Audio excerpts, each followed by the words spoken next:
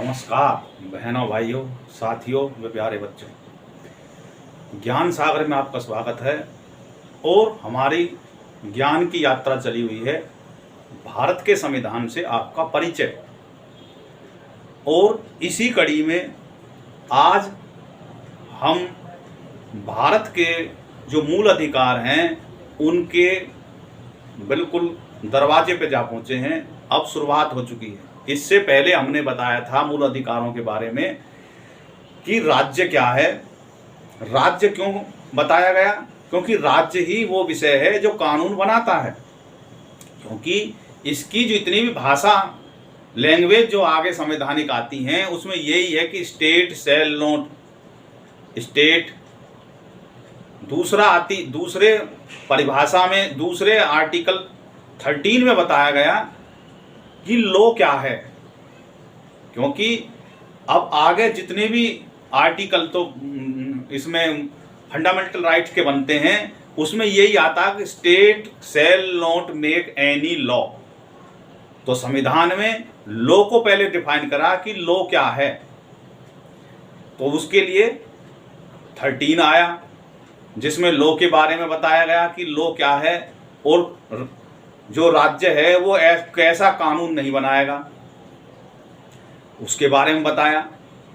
अब पहला जो मूल अधिकार है वो शुरू होता है, वो है समानता का अधिकार। समानता का जो अधिकार है ये काफी विस्तृत अधिकार है और ये भारत के संविधान के अनुच्छेद 14 से 18 तक के में समावित है। यानी कि कोई एक जगह नहीं है, ये भारत के संविधान के अनुच्छेद आर्टिकल 14 से 18 तक है।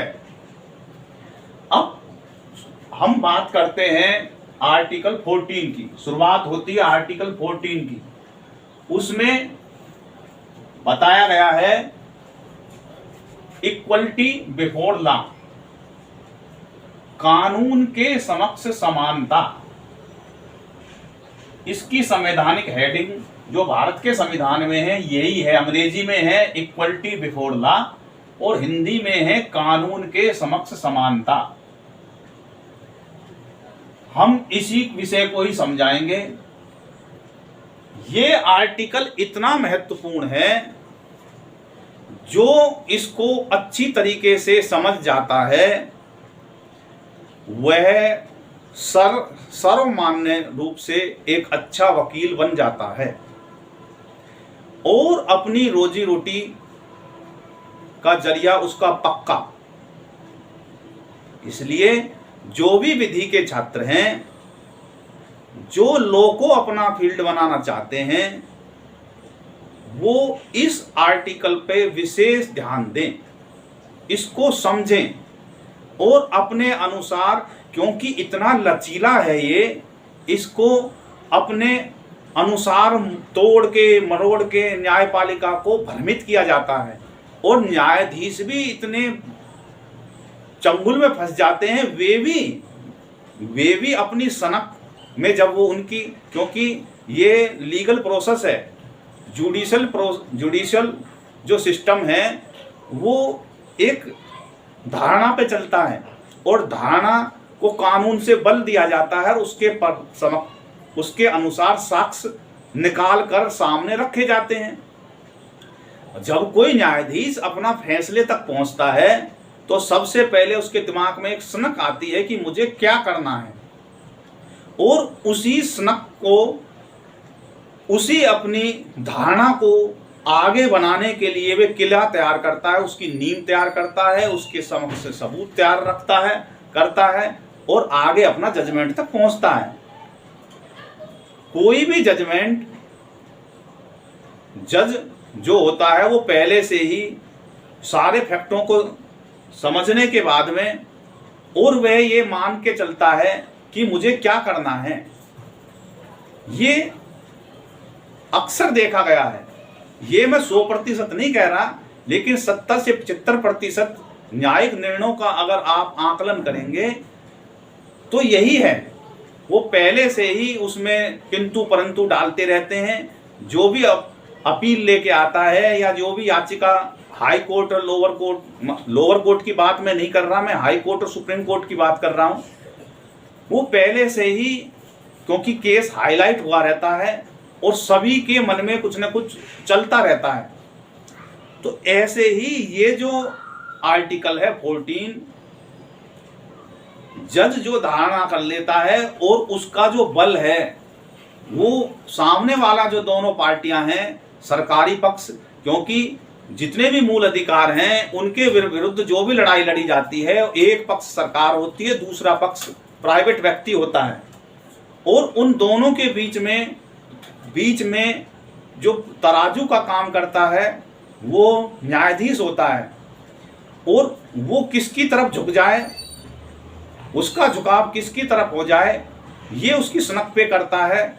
और क्योंकि ज़्यादा कुछ नहीं है, कोई भी कानून है, कोई भी विधायिका है वो कानून बनाती है तो वो कोई गलत काम करने के लिए नहीं बनाती, वो लोगों के हित में बनाती है। बहुत जितने भी मतलब कोई भी कानून होता है वो किसी एक आदमी को तो ध्यान में रख के बनाया नहीं जाता, संपूर्ण राज्य के लिए कानून बनाया जाता है।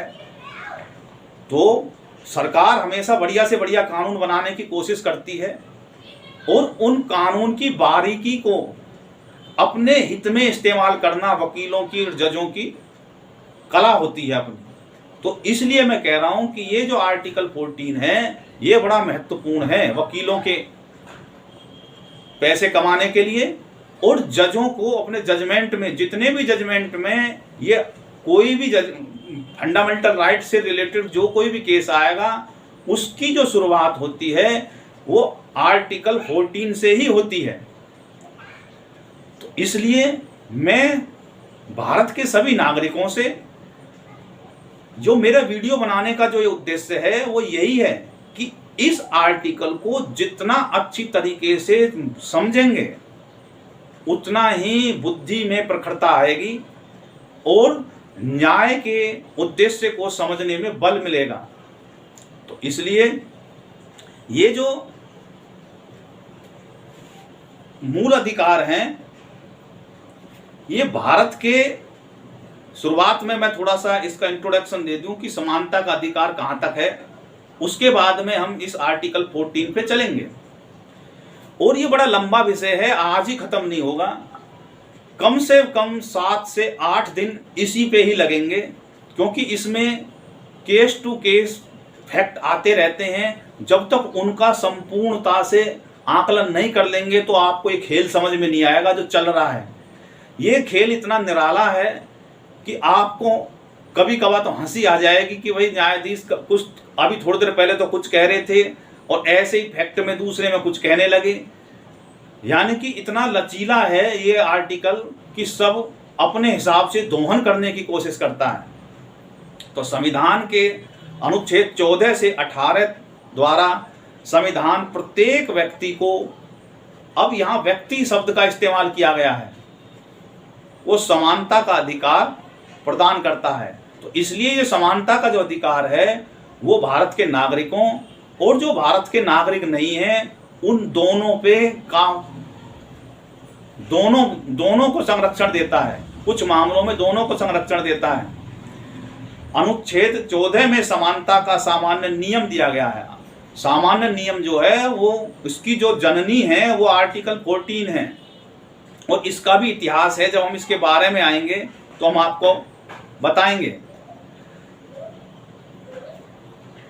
जो व्यक्तियों के बीच अयुक्तियुक्त का मतलब होता है जो रीजनेबल नहीं है, अनरीजनेबल विभेद को वर्जित करता है, वो को वॉइड करता है।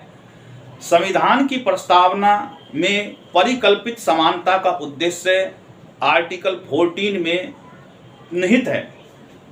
जो भारत की जो प्रियम्बल है उसका जो उद्देश्य है इक्वलिटी, उसकी जो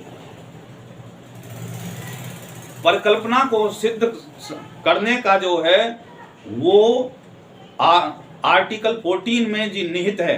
अनुच्छेद 15, 16, 17, 18 अनुच्छेद 14 में निहित सामान्य नियम के विशिष्ट उदाहरण हैं। अनुच्छेद 15 धर्म, मूल, जाति, लिंग, जन्म स्थान के आधार पर विभेद को प्रतिषेध करता है।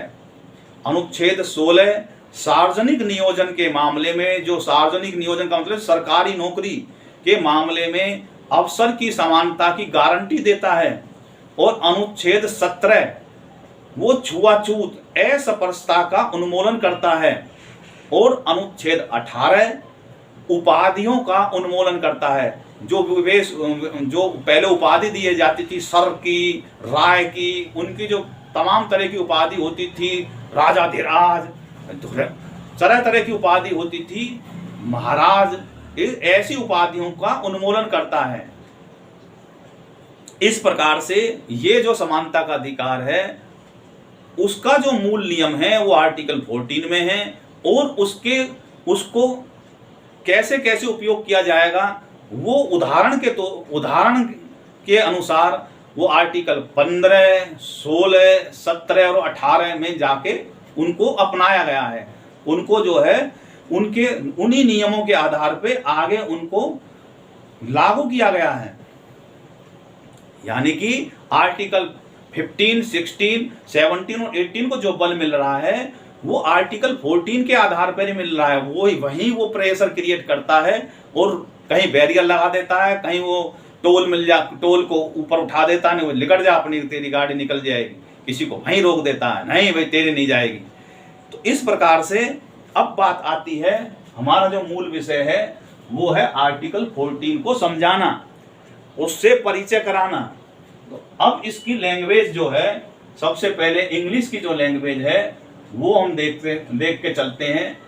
The state shall not deny, the state shall not deny to any person. यहां पे पर्सन का, एनी पर्सन का इस्तेमाल किया गया, any person, equality before law और the equal protection of the laws. यहां लॉज का इस्तेमाल किया गया, बहुवचन का इस्तेमाल किया गया है और यहां लॉ का इस्तेमाल किया गया। इसके बारे में बताएंगे इनका क्या मतलब है। With in the territory of India, Hindi version क्या है इसका, राज्य भारत के भूभाग के भीतर किसी भी व्यक्ति को कानून के समक्ष समानता, या यहां भी कानून का एक वचन का प्रयोग हुआ है, या कानूनों के समान संरक्षण से वंचित नहीं करेगा। यहां पे कानूनों का प्रयोग किया गया है। इसका मतलब क्या है, एक जगह तो कहा गया है कि विधि के समक्ष समता। विधि का मतलब एक, यानी कि कोई भी कानून,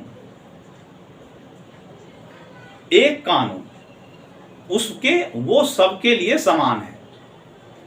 कि एक कानून की बात करी गई, सबके लिए नहीं करी गई। दूसरी तरफ क्यों करी गई है यहां पे एक कानून की बात, कि कोई आदमी एक कानून में फंस गया तो वह उस कानून को चैलेंज करेगा। सबसे पहले क्या फंदा पड़ता है, एक कानून का फंदा पड़ता है गले में। और फिर जब वो उसकी संरक्षण की बात आती है तो उसके बचाव में दुनिया भर के कानून हैं। फंदा एक कानून से गले में पड़ता है किसी आदमी के, और बचाने के लिए उसके जब डिफेंस में जाएंगे तो उसके बचाव में दुनिया भर के और कानून हैं। तो इसलिए वहां पे एक वचन का प्रयोग किया गया है कि विधि के समक्ष समान समता, कि कानून में सब, कानून के सामने सभी समान हैं। दूसरा, विधियों के समान संरक्षण का अधिकार, और जितने भी कानून हैं विधियों का प्रयोग किया गया है, उसमें उससे जो संरक्षण है उसका अधिकार भी है, समान संरक्षण का अधिकार है। जितने भी कानून हैं जो उसके डिफेंस में खड़े हो रहे हैं उनसे समान संरक्षण का अधिकार। ये नहीं कि तुझे नहीं मिलेगा इसका लाभ, तो अलग है, नहीं तेरे लिए प्रयोग नहीं होंगे, ऐसा नहीं है। जो संरक्षण होगा उस पे भी सबका समान जो अधिकार है, और कानून के समय भी समक्ष भी सभी समान हैं।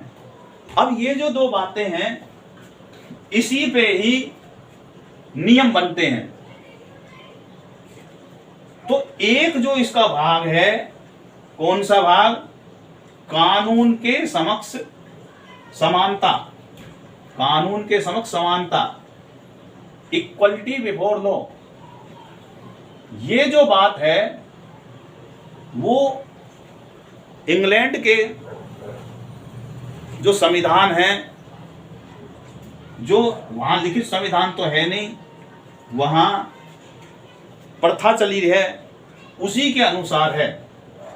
रूल ऑफ लॉ ये कहां से निकलता है?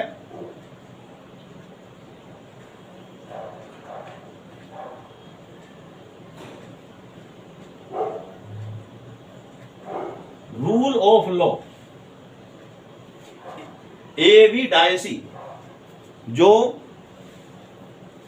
इंग्लिश जो है विधि शास्त्री हैं, उन्होंने इसको वहां पे अपनी उनकी किताब थी, उनकी जो किताब थी लॉ ऑफ कॉन्स्टिट्यूशन, उन्होंने इस थ्योरी को उसमें प्रतिपादित किया, और रूल ऑफ लॉ उन्होंने दिया कि कानून के समक्ष सभी बराबर हैं। दूसरी जो बात है वो अमेरिका के संविधान से ली गई है, वो क्या है? Equal protection of the laws. ये जो है अमेरिका के संविधान से ली गई है। अमेरिका का जो संविधान है उसका आर्टिकल 1 जो उनका, तो मैंने पहले भी बताया था अपने उसमें वीडियो में कि अमेरिका के संविधान जो मूल संविधान था उसमें पहले कोई मूल अधिकार नहीं थे। बाद में उसमें संविधान में संशोधन किया गया और उसके 14th अमेंडमेंट में सेक्शन 1 में जो यूएस का है, अमेरिका के, उसमें ये बात है equal protection of the laws. अब क्योंकि भारत एक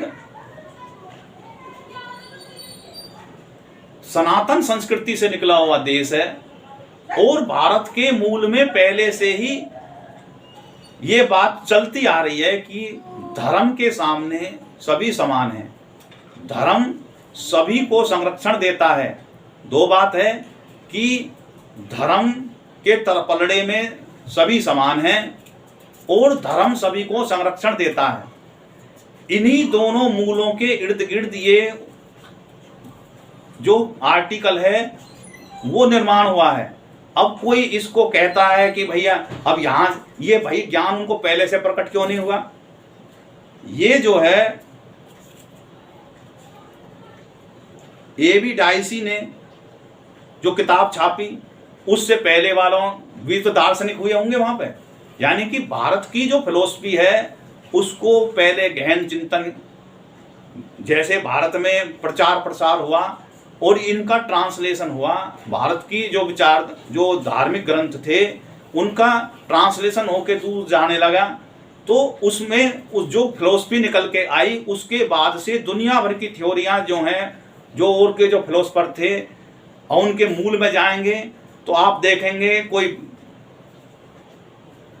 ऐसे ही पकौड़ी खाने के लिए गया था और उसके उस जो जिसमें उसने पकौड़ी खाई उस पकौड़ी को उसने कि जो कागज में जो उसने दुकानदार ने दी उसमें कुछ बातें लिखी हुई थी और उन बातों को ही उन्हें आधार बना के अपनी थ्योरी घड़ दी। भाई आइडिया उसके दिमाग में तुरंत नहीं आया, उसने कहीं से कोई पंपलेट मिल गया, कागज मिल गया, कोई कहीं से भी कुछ भी पल्ले पड़ गया, उसको उसने पढ़ा और अपने विचार उसने आगे बढ़ा के उसको थ्योरी गढ़ दी। ऐसे बहुत से हैं। तो ये जो बात है कि भाई मैंने जो आपको बताई कि इंग्लिश जो है रूल ऑफ लॉ वो और अमेरिकन दोनों के संविधान के संयोग से ये बना है। ये कौन कौन लोग कह सकते हैं, कहते हैं क्या, है ही ऐसे, क्योंकि आधार है किताबों में। क्योंकि भारत की न्यायपालिका के जितने भी जजेज हैं वो सब इंग्लिश फिलोसफी के माइंड के ऑफ वे से हैं। उनका जो घर में जो लाइब्रेरी में आप देखेंगे तो भारत के जो शास्त्र हैं वो उनकी लाइब्रेरी में कम मिलेंगे, और जो इंग्लिश जो फिलोसफी है उनके जो किताबें हैं वो ज़्यादा मिलेंगी। ज़्यादातर पढ़े हुए भी वहीं कहीं हैं। तो इसलिए वो भारत की जो नीति है और भारत की जो फिलोसफी है, भारत का जो दर्शन है, उसमें इतने प्रवीण नहीं है जितने इंग्लिश के जो थ्योरीज हैं, विधि शास्त्री हैं, उनकी बातों को वो गीता और रामायण के श्लोकों के बराबर मानते हैं। लेकिन उनकी जड़ भारत के ही फिलोसफी से भारत की फिलोसफी से ही निकल के आधार उनसे बनता है। अब मैंने बताओ, ये जो दोनों बातें हैं ये भारत की फिलोसफी से मैंने जोड़ के बता दी कि भारत में धर्म के सामने सभी समान हैं और धर्म सबकी रक्षा करता है। ये दोनों बातें है या नहीं है? भारत के जो वेदों में और उपनिषदों में दोनों बातें लिखी हुई हैं। भारत के जितने भी ग्रंथ हैं उनमें इनका आधार ही ये है। राजा और रंक दोनों धर्म के सामने समान हैं।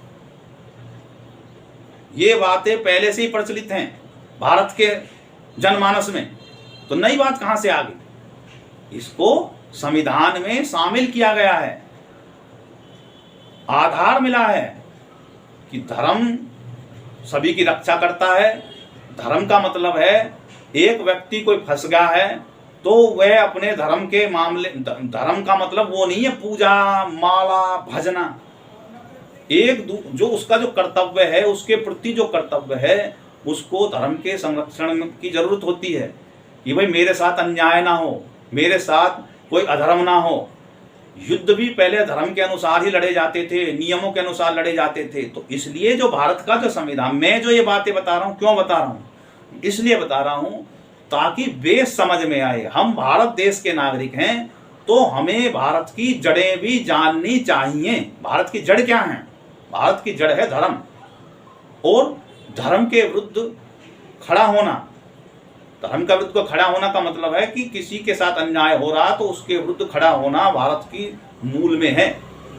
यही बात जो है ये आर्टिकल कह रहा है कि राज्य के भूभाग में, राज्य भारत के भूभाग के भीतर किसी भी व्यक्ति को कानून के समक्ष समानता या कानूनों के समान संरक्षण से वंचित नहीं करेगा। इतनी बात आर्टिकल 14 में है। अब इससे आगे जितना भी इसका विस्तार हुआ है वह न्यायाधीशों की सनक की देन है। उन्होंने इसको हरनंदी का भात की जो चिट्ठी है उसके अनुसार जोड़ते इसमें चले गए कि भाई ये भी है, इसमें ये भी है, ये नियम भी है, इसको ऐसे करेंगे वैसे करेंगे। क्योंकि एक तरफ तो वो कहते हैं कि वर्ग एक जैसे, भारत की न्यायपालिका कहती है कि एक जैसे कानून से पूरा देश नहीं चल सकता। ठोक बजा के मैं जो बात कह रहा हूं ठोक बजा के कह रहा हूं। भारत की न्यायपालिका ही कहती है कि एक कानून से सभी का, एक कानून से पूरे देश नहीं चलाया जा सकता। परिस्थिति, भूगोल, भूभाग के अनुसार उस कानून में परिवर्तन की जरूरत होती है। नियम, परिस्थिति, भूगोल, भूभाग और वहां के लोगों के रहन सहन के अनुसार अलग अलग हो सकते हैं। हर आदमी की मानसिक स्तर, उसकी कदकाठी, उसका जो है काम करने का ढंग, उससे किस प्रकार का काम लिया जा रहा है वह अलग अलग होता है। तो इसलिए एक ही कानून से सभी का काम नहीं लिया, सभी को एक ही पैमाने से नहीं नापा जा सकता। अब ये बात जो आज न्यायपालिका चीख चीख के कह रही है, भारत के जनमानस में, भारत के जन आज से कई लाखों हजारों साल पहले भारत के ऋषि मुनि यही तो बात कह रहे थे भाई, कि समाज को व्यवस्था से चलाने के लिए वर्ग विभेद करना जरूरी है और अलग अलग वर्ग बनाने जरूरी हैं। यही बात न्यायपालिका आज कह रही है कि रीजन, उसमें भी उन्होंने कही थी भाई रीजनेबिलिटी बहुत जरूरी है, युक्ति युक्त वर्गीकरण बहुत जरूरी है। इसलिए उस समय के ऋषि मुनि ने भारत के समाज के को 4 भागों में बांटा। अब आगे जो मैं बात कह रहा हूं उस पे सब में खलबली मच जाएगी कि भाई वो 4 भागों को सुन के उनके जो है अंदर से वो कीड़े निकलने लगेंगे। जो किसके कीड़े हैं? जो किसी में कम्युनिस्ट के कीड़े निकलने लगेंगे, किसी में ब्राह्मणवाद के कीड़े निकलने लगेंगे, किसमें जो है दलितों के संरक्षण के कीड़े निकलने लगेंगे, मेरी बात को अन्यथा लेने लगेंगे। तो भाई न्यायपालिका भी तो यही बात कह रही है कि पूरा समाज एक वर्ग से नहीं चल सकता। इसलिए ये बात जो आज ज्ञान प्रकट न्यायपालिका को हुआ, वो ज्ञान आज से लाखों साल पहले भारत के ऋषि मुनियों ने तय कर लिया था। और समाज का विभाजन कार्य के आधार पे, कार्य के आधार के अनुसार 4 श्रेणी में बांटा। सबसे पहले ब्राह्मण, क्षत्रिय, वैश्य और शूद्र, ये 4 जो श्रेणी बांटी, ये एक वर्ग के आधार पे बांटी, समाज के एक वर्ग के आधार पे बांटी, एक जैसे लोगों के अनुसार बांटी, एक जैसी परिस्थिति के अनुसार बांटी। एक का काम शिक्षा देने का है, तो उस शिक्षा देने वाले को ब्राह्मण शब्द के नाम से उसमें उसको वर्गित कर दिया कि उनका काम शिक्षा देने का है, समाज को दिशा देने का है। तो उनके लिए अलग से नियम बनाए जाएंगे ताकि उनका काम सुचारू रूप से किया जा सके। वही बात भारत का संविधान आज कह रहा है। न्यायपालिका कह रही है कि कोई कानून में वर्गीकरण किया जा सकता है और उस वर्गीकरण के अनुसार उस वर्ग के हित के लिए कोई एक कानून बनाया जा सकता है। दूसरा, ऐसे ही क्षत्रिय, क्योंकि समाज में अगर कानून व्यवस्था बनाए रखनी है तो आज भी आप देख रहे हो फौज में जो भी भर्ती होते हैं उनके लिए अलग पैमाना होता है, छाती का माप, हाइट, बलिष्ठता, स्टेमिना सब देखा जाता है। तो भाई कोई आके सूखी हड्डी जाकर कहने लगे साहब मैं भी फौज में भर्ती होऊंगा, तो कहेंगे चल चल भाग यहाँ से। ऐसे ही जो छत्री की जो उपाधि दी जाती थी, छत्री के जो श्रेणी में रखे जाते थे वो योद्धा वर्ग रखे जाते थे, ना कि चींट ऐरा गैरा नत्थु खैरा। तो क्या इसमें क्या विभेद अलग अलग था? भारत का संविधान आज भी ये कह रहा है और न्यायपालिका भी यही कह रही है, रीजनेबिलिटी होनी जरूरी है। जिस काम के पर्पज से जो वर्ग बनाया जा रहा है उस वर्ग में कौन कौन से लोग शामिल करे जाएंगे, उनके लिए नियम तय करे जा सकते हैं, भारत का संविधान आज कह रहा है। और ये बातें पहले ही हमारे जो ऋषि मुनि थे उन्होंने तय कर दी थी, जिसमें आज मीन मेख निकाले जाते हैं। बड़े मुझे इस बात को कहने में कोई अतिशोक्ति नहीं हो रही, कोई ऐसी ग्लानि महसूस नहीं हो रही कि भाई देखो भारत के जो उस समय के ऋषि मुनियों ने जो बातें कही, आज न्यायपालिका बड़े इधर उधर से घूम फिर के वो बातें कहती है। तीसरा, बिजनेस वर्ग, संसार कैसे चलेगा, समाज कैसे चलेगा, व्यापार कैसे चलेगा, भरण पोषण कैसे होगा, लोगों का जीवन के लिए पेट भरने के लिए जितना भी काम करा जाएगा उसके लिए एक वर्ग की जरूरत हुई। जो व्यापार करेगा, जो अन्न उगाएगा, जो पशुपालन करेगा, उसके लिए एक वर्ग बनाया गया, तीसरा वर्ग बन गया। उसके लिए जो नियम थे उसके, अब इन सब के लिए विधियों की संरक्षण की जो बात है वो भी अलग अलग थी, अलग अलग नहीं थी, मतलब उनके लिए भी अलग से उनके लिए संरक्षण था। उस समय फिर आगे आया तीसरा वर्ग, चौथा वर्ग शूद्र। शूद्र कोई किसी को नीचा दिखाने का वर्ग नहीं था। ये जितने भी 3 वर्ग हैं ये अपने आप में कार्य नहीं कर सकते। इसके लिए एक चौथे वर्गीकरण की भी जरूरत थी जो उनको सेवा दे सके। सेवा का मतलब है उनके काम में हाथ बटा सके और उसके बदले में उसको वेतन मिले।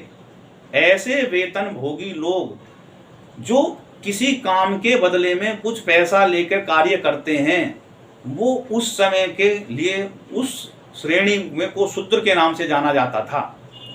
आज भारत के जो बिल्कुल राजनीति के गर्त में डूबे हुए जो लोग हैं, वो भारत को जलाने, तोड़ने, फोड़ने में इनको उन्होंने इस तरीके से मरोड़ा और इस तरीके से उनका आकलन करा। मैक्स मूलर की किताब को पढ़ के या अन्य उनके जितने भी नेतागण हैं, वो आज भी जहर फैलाते में लगे हुए हैं। खैर, हमारा जो विषय है वो ये नहीं है, लेकिन मैंने चूंकि चलता हुआ विषय है, मैंने बताया कि आगे जितने भी मैं केसेस बताऊंगा और जितने भी मैं आगे बातें करूंगा, उसमें मैं इन बातों को भारत की न्यायपालिका के अनुसार मैं ये बात साबित कर दूंगा कि भाई जो वर्ग विभेद पहले बनाए गए थे वो आज भी न्यायपालिका कह रही है कि एक आदमी के लिए, एक व्यक्तिगत, एक आदमी के लिए भी जो है अलग से कानून बनाया जा सकता है, उसको भी एक वर्ग के रूप में माना जा सकता है। तो बताओ, ये भारत की न्यायपालिका कह रही है। तो इसलिए मैं कह रहा हूँ कि हे विधि के जानकारों और इस फील्ड में जो जाने वाले जो बच्चे हैं, बेटा बेटी हैं, या इस फील्ड में जो भी जुड़े हुए लोग हैं, वो इस आर्टिकल को, आर्टिकल 14 को अच्छी तरीके से समझें और इसको अपने अनुसार तोड़ने मरोड़ने की कला को सीखें और अब सफल हो सकते हैं। तो इस वीडियो में इसका जो बेस था मैंने आपको बताया। आगे इसको कैसे कैसे जो है, इसका क्या आगे आधार है और कैसे इसमें दोनों बातें जो मानवाधिकार का कानून है वो इसमें ज्यों का त्यों है। मैंने बताया कि ये जो अब बात आती है कि ये इसका थोड़ा सा मैं संविधान में जब निर्माण हो रहा था उस दौरान की घटना को भी बता दूं कि भाई संविधान निर्माण के दौरान कैसे चर्चा हुई और ये जो आर्टिकल हमारे सामने आज है 14 के रूप में, वो ऐसा नहीं था। आर्टिकल जो 21 है, भारत का जो आज का आर्टिकल 21 है, पहले इसको उसी में ही जोड़ दिया था। बाद में ये समझा, देखा कि भाई ये तो ज्यादा बोझिल हो जाएगा और होच पोच इतना हो जाएगा कि क्योंकि दो इसमें अलग अलग विषय हैं, तो फिर उस समय फिर इसको अलग अलग किया और जो आर्टिकल 21 को अलग छोड़ दिया और उसको वैसे निकाल के इसको पहले इसको 15 के नाम से रखा गया, फिर 15 में से भी हटा के इसको 14 के तौर पे इसको अलग से इसको रखा गया। तो उस दौरान क्या हुआ कि मैं बता रहा हूँ कि भारत का जो संविधान 1950 को आर्टिकल अनुच्छेद 14 का जो ड्राफ्ट था, संविधान 1948 में एक स्वतंत्र प्रावधान नहीं था। इसे शुरू में ड्राफ्ट इसे शुरू में जो मसौदा को बोलते हैं, हिंदी मसौदा को अंग्रेजी में ड्राफ्ट बोलते हैं, ड्राफ्ट अनुच्छेद 15 ब्रैकेट में उसमें लिखा हुआ है कि आर्टिकल, आज का आर्टिकल 21 में शामिल किया गया था, जो इस प्रकार था। यानी कि उसकी जो लैंग्वेज थी, जो बनी थी, जो शुरुआत में बनी थी, क्योंकि मैं जो बातें करता हूं मैं बेस से करता हूं और जब तक बेस नहीं समझा जाता तब तक उसका उद्देश्य नहीं समझा जाएगा। जीवन और स्वतंत्रता की सुरक्षा और कानून के समक्ष समानता, इसकी ये हेडिंग थी। हेडिंग जो थी वो इसकी ये थी। आज के समय के जो हेडिंग है वो है इक्वलिटी बिफोर लॉ, कानून के समक्ष समानता। पहले समय की में क्या हेडिंग थी इसकी, जीवन और स्वतंत्रता की सुरक्षा और कानून के समक्ष समानता। किसी भी व्यक्ति को कानून द्वारा स्थापित प्रक्रिया के अलावा उसके जीवन या स्वतंत्रता से वंचित नहीं किया जाएगा और न ही भारत के क्षेत्र के भीतर किसी भी व्यक्ति को कानून के समक्ष समानता या कानून के समान संरक्षण से वंचित किया जाएगा। अब आप देख रहे हो, दो अनुच्छेदों को एक जगह जोड़ के बना दिया गया। आर्टिकल 21 और आर्टिकल 14 जो आज का है, इन दोनों को एक जगह बना के बांध के रख दिया। तो जब बहस हुई, चर्चा हुई, जब न्याय जो संसद है वो कितना महत्वपूर्ण काम करती है, चाहते तो ऐसी बना कर रख देते हैं, उन पर क्या जोर पड़ रहा, कहते हो गया काम। जो आज सांसदों को और इनको जो है मेंबर पार्लियामेंट को और संविधान निर्माताओं को ये कहते हैं कि इन्होंने क्या काम करा, तो उनको बहुत से दुत्कार देते हैं। तो उन्होंने समझा कि भाई ये तो बड़ा अटपटा सा लग रहा है, तो उसमें आर्टिकल 15 के मसौदे में ड्राफ्ट पे 6 और 13 दिसंबर 1948 को चर्चा हुई और दोनों दिनों में हुई चर्चाएं पहले भाग के इर्द गिर्द ही घूमती रही। जो पहला भाग इसका क्या था, जीवन की स्वतंत्रता की सुरक्षा के इर्द गिर्द ही घूमती रही, जबकि दूसरा भाग कानून के समक्ष समानता पर बिल्कुल भी बहस नहीं हुई। संविधान सभा के अध्यक्ष थे डॉक्टर राजेंद्र प्रसाद। 3 नवंबर 1949 को लिखे पत्र में, जिसमें संशोधित संविधान का जो ड्राफ्ट प्रस्तुत किया गया था, ड्राफ्ट समिति ने उल्लेखित किया कि हमने इस अनुच्छेद को 2 भागों में विभाजित करना और कानून के समक्ष समानता से संबंधित इस अनुच्छेद के उत्तरार्ध को समानता का अधिकार शीर्षक से अंतर्गत एक नए अनुच्छेद 14 में स्थानांतरित करना अधिक उपयुक्त समझा है। इस प्रकार अनुच्छेद 14 को भारत के संविधान 1950 में शामिल किया गया। जो भारत का संविधान 1950 में जो हमारे सामने रखा गया, लागू हुआ, उसमें ये अनुच्छेद 14 में इसको अलग से स्थान दिया गया। तो इस प्रकार इसका संवैधानिक इतिहास है। आगे हम इस पर गहराई से भारत के न्यायपालिका के दृष्टांत में उनके दिए गए जो न्यायिक निर्णयों के आधार पे हम इस पे चर्चा करेंगे और इसको आगे विस्तार से चर्चा करेंगे। इस वीडियो में इतना ही। भारत माता की जय। जय हिंद, जय भारत।